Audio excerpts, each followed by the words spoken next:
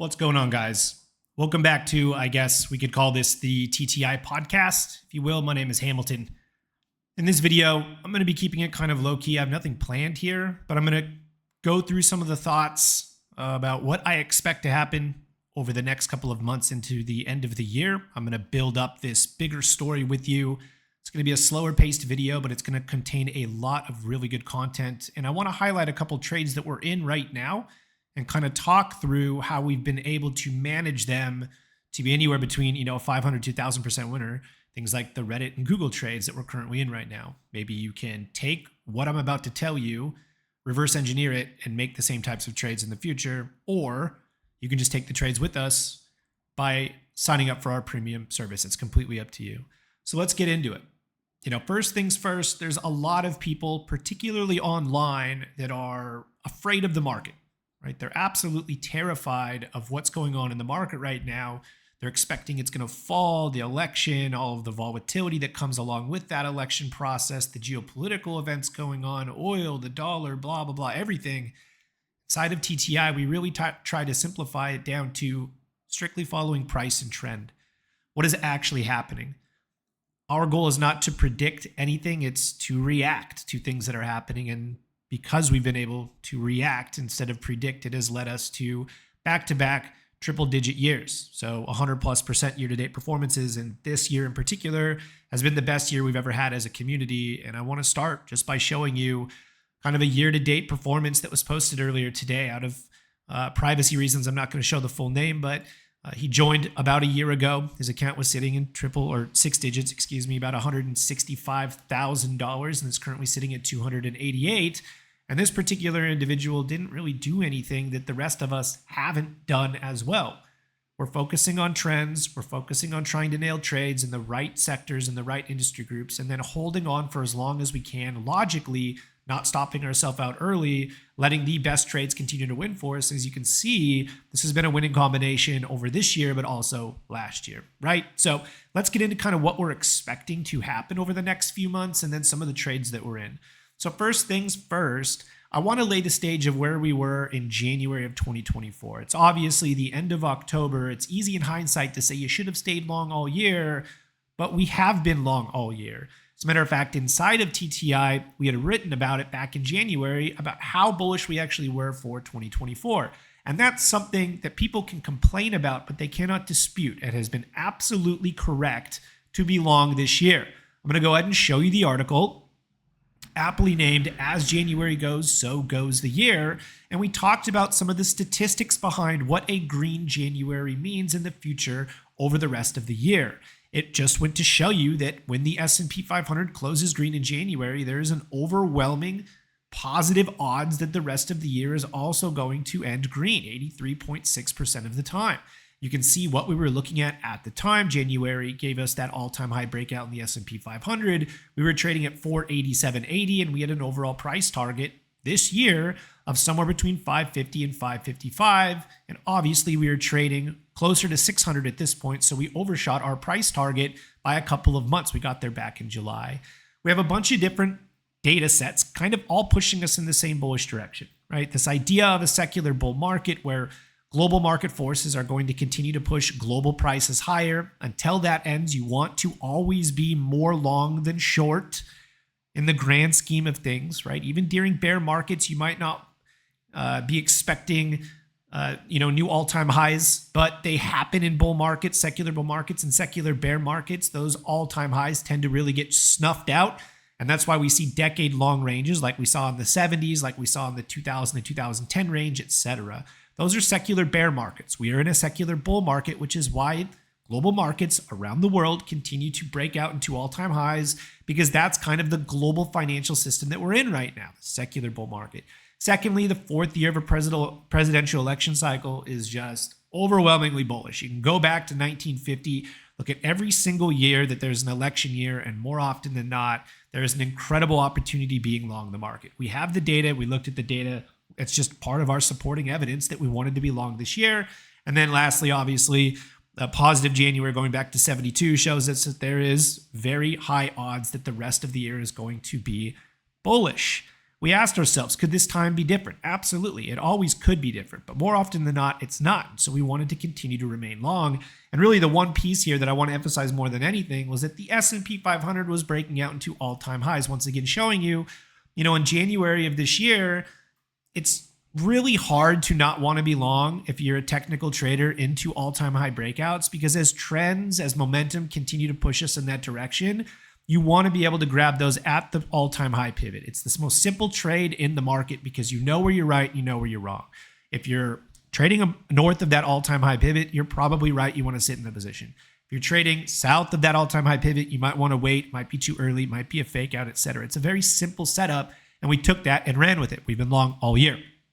So an article that we posted yesterday, listen, it's been a fantastic year. I just set kind of the framework of how we were attacking 2024. It was correct, but now we have to ask ourselves on October 30th, does it continue to make sense to be long through the end of 2024 and into 2025? And we think it does, right? So year-to-date performances, this has been one of the strongest, if not the strongest years of this century, going back 24 years. SPY's up double digits, 23.42%. The Qs are up 21.62%. The Dow and IWM are up over 10% on the year. This has just been a great year to be long. But once again, if you're wrapped up in the election coverage and geopolitical events around the world and inflation, then it's been a very difficult year to stay long because it always feels like something's going to come out and scare the market, kill it. It just so happens that the market doesn't tend to care about that stuff. I mean, the market's telling you it doesn't care. Prices continue to go up. And that's really where simplifying the process and focusing on price can get you out of your own head, can get you out of that bearish sentiment that is just so pervasive, particularly online. The media constantly screaming at you to watch out. The Twitter and YouTube influencers consistently telling you to watch out. They've been wrong all year. And they were wrong all of last year as well. So continuing this data-driven, mindset, this idea, we're now entering the best 6 months of the year, right? November through April, on average, going back to 1950, our friend Ryan Dietrich from Carson Investment Research Group posted this a couple of days ago, and it's fantastic. The November through April corridor, on average, increases 7.1%, and it's higher 77% of the time. That is a quantifiable edge that you should be taking into consideration when positioning yourself through this 6-month corridor, right? Everyone's worried that everything is going to fall, but statistically, it's proven time and time again that this is the best time to be long. Doesn't that kind of make sense? Hasn't someone very famous said, buy when there's blood in the streets, which essentially is saying when everybody's scared, you should be the one going out and throwing risk into the market. Mr. Warren Buffett obviously famously said that. November through April, it kind of feels like everyone's worried right now. As a matter of fact, I'm going to show it to you in a second. They are worried. And yet we have the data in front of us that this is the best time. Maybe you should be looking to take advantage of that broadening, bearish sentiment. In a couple of months, you might have some huge winners on the books. But what I really want to focus on within this data set is not necessarily the November through April corridor, which we already know and expect to be, the most bullish, but the May through October, what we just traded through. It is statistically the weakest time of the year, right? Sell in May and go away, buy in October and get sober. It's kind of the old adage, right? So the summer months that are typically super volatile, choppy, they really grind people's emotions down. If you're sitting at your computer all summer trying to pull profits out of the market, it can be challenging most of the time. But it wasn't challenging this year. As a matter of fact, it was pretty gosh darn good. From May 1st through October 28th, we saw double-digit moves in all 4 of the major indexes: the NASDAQ, the SPY, the Russell 2K, and the Dow, going directly against this seasonal or historical data set telling us that the precedent that May through October was supposed to be weak. It was anything but weak. So what does this tell you as a technical trader focused on price and trend? Well, if seasonally, this period in the market was supposed to be weak, but it was very, very strong, what can we reasonably assume November through April was going to be? If it's supposed to be strong, it's probably going to outperform. That's kind of the expectation that I'm setting now. I think this April through November 6-month corridor is going to be very, very, very bullish, right? I said normal summer volatility that everyone expected never really manifested. We had the August 5th sell-off due to the Japanese yen carry trade. That was supposed to end the financial markets, but it didn't at all. As a matter of fact, it gave us a great opportunity to buy leading stocks off of some huge sell-offs, and they rebounded almost immediately. Think of NVIDIA, right? Think of Google. All of these Mag 7 stocks that really sold off into that panic immediately started to bounce right back up. And some of the biggest positions we have on the books right now are from that August sell-off that we bought on the way back up, right? So we're sitting in a situation now where the S&P 500 and the NASDAQ are both sitting at or near all-time highs. After spending the last 3 to 4 months consolidating underneath their previous all-time highs, they peaked in July, particularly NASDAQ. We've been consolidating underneath that area for the last few months. Listen, guys, within the context of an uptrend, these consolidation fractals really give us an opportunity to buy the breakout. We assume that trends are going to continue to trend in the direction of the primary trend until proven otherwise.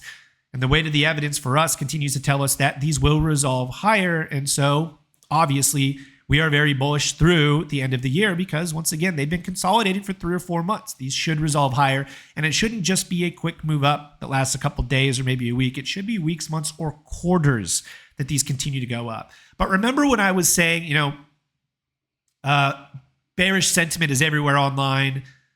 We have the data that this is going to be an incredibly bullish part of the market these next 6 months.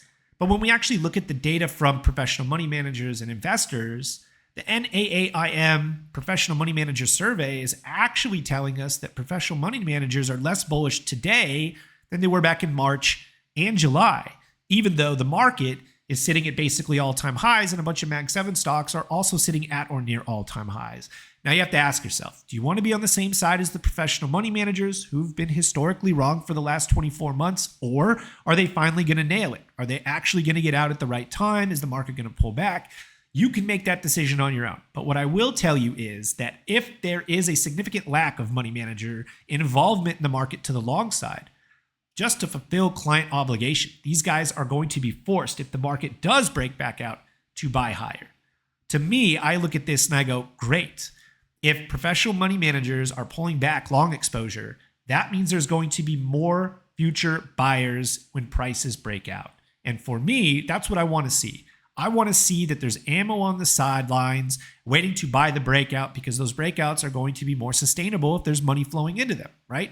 So for me, professional money managers sitting on the sidelines or pulling back slightly not as bullish is actually very bullish for me, because I'm not trading based off of what the professional money managers are trading based off of what trends are saying, right?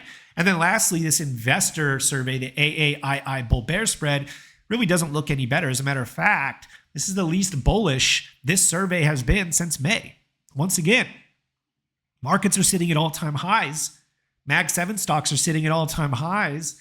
And yet there's a significant amount of bearishness coming in, and you can extrapolate that out. Maybe it's because of the election. Maybe it's because of, they're worried about earnings season coming up, whatever it could be. For me, it tells me that there is ample amount of people that are either shorting the market, the bears, which obviously will impact the potential short squeezes coming, right? If there's some incredible moves to the upside, which we just saw today with Google and these Mag 7 earnings, lots of shorts are going to be squeezed. And then on the neutral aspect, which once again, there's a lot of people sitting on the sidelines in cash, they're going to be eventually buyers at higher prices. So to me, this is incredibly bullish. I like seeing stuff like this, because if the breakouts manifest the way that we expect them to, because the market is breaking out back into all-time highs, and because we have the data telling us, this is seasonally a very strong time of the year, that's just more money that's going to be coming in and sustaining these breakouts. So for me, it's very, very bullish. So I want to flip the script here really quick, and I really want to talk about 2 trades in particular. I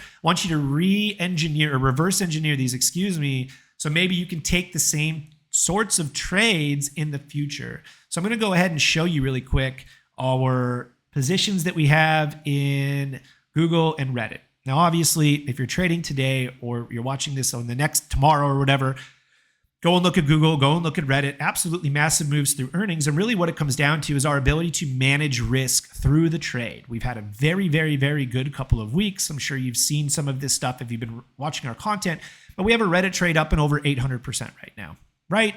We have a Google trade that's anywhere between 200 and 500%, depending on where you grabbed it, right? And this type of stuff is super important to us, because how we manage these is how we're able to own these through these big moves and have these gigantic trades, manifest, like come in, and we make a bunch of money off of these. So what I want to show you really quick, I'm going to show you the thought process here I think we'll start with Reddit.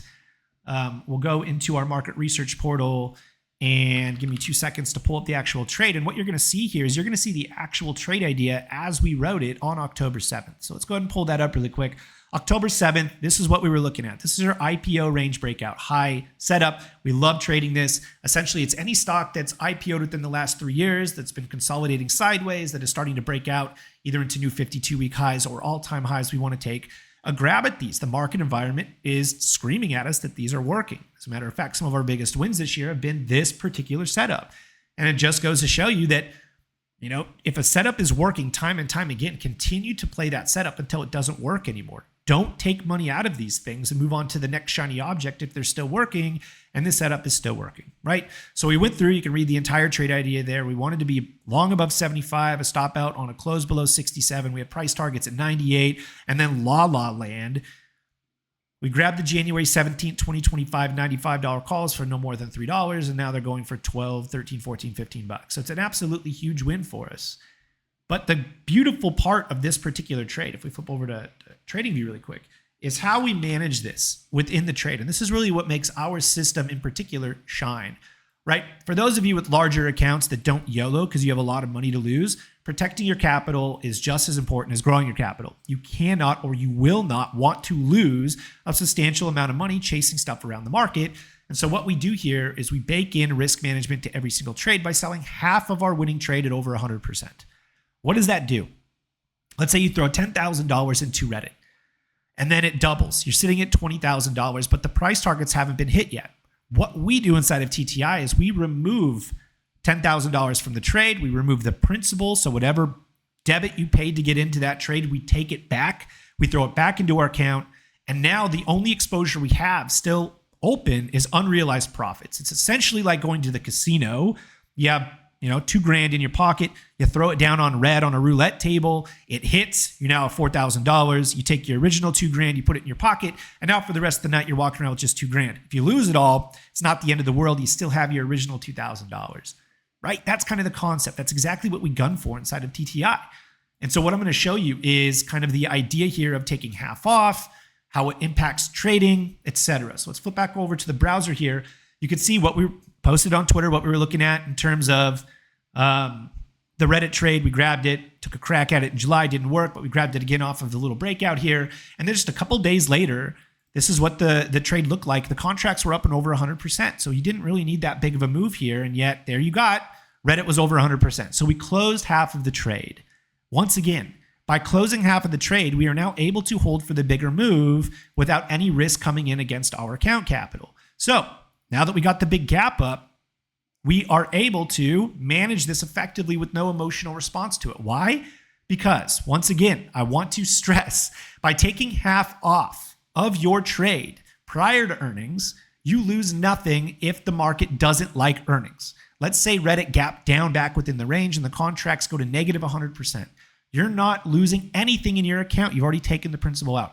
But if it doesn't respond poorly, if it responds positively, you just now made a bunch of money. And that's what we find ourselves in right now in the Reddit trade. It's a trade that we're going to make a lot of money in, right? But it's not just Reddit.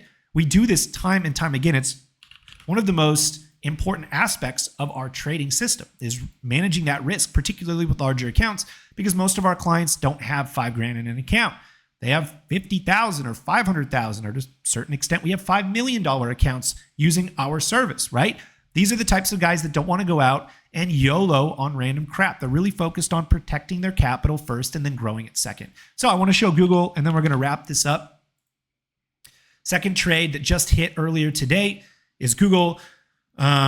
We ran the exact same idea where we opened up a position, we took half off, and now we're sitting here with this big win, and we have the ability, the luxury to let it continue to run as long as we want it to run, right?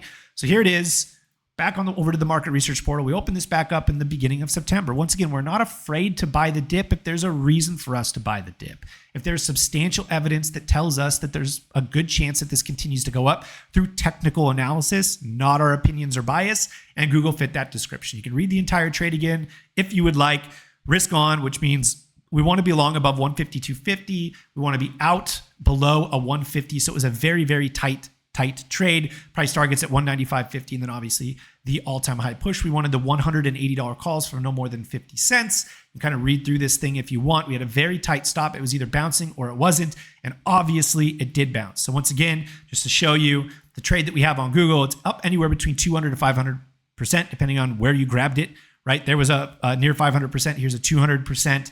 But once again, we managed this effectively, which gave us the ability to sit in the trade through the earnings play without having to worry about which way it went, because we were able to take half off of the trade at over 100%, right? So I'm going to go ahead and show you really quick.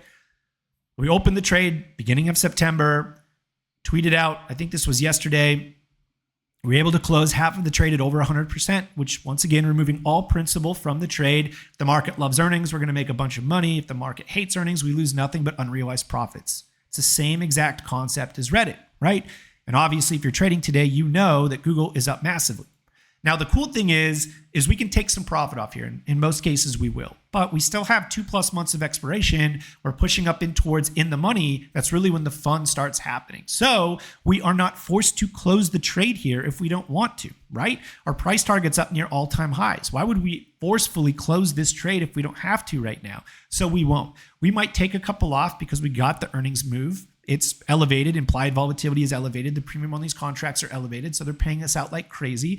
And who knows, Google might sit here and consolidate for a couple days or a week or two before breaking back out. So let's pay ourselves for the risk that we took, leave a couple on the books, and let Google continue to break out. It's the same idea with Reddit. We have until January, which means we have another 2 months on Reddit.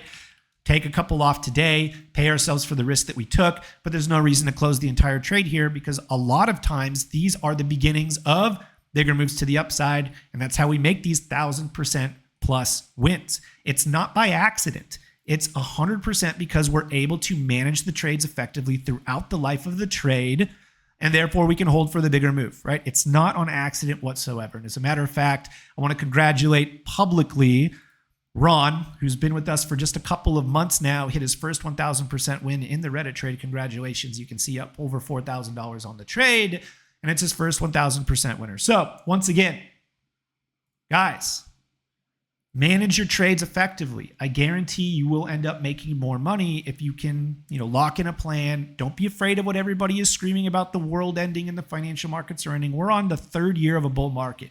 If you've listened to these guys for the last 2 years tell you that the market's about to crash, you've lost out on an incredible amount of money, but it's not over. We're now in the 3rd year of a bull market. Statistically, these things generally run for about 5.5 years, which means you have another 2.5 years, statistically speaking, of being able to buy strong stocks in strong sectors and industry groups and make a bunch of money. And there's no better time, in my opinion, and the data suggests it, than buying all-time high breakouts.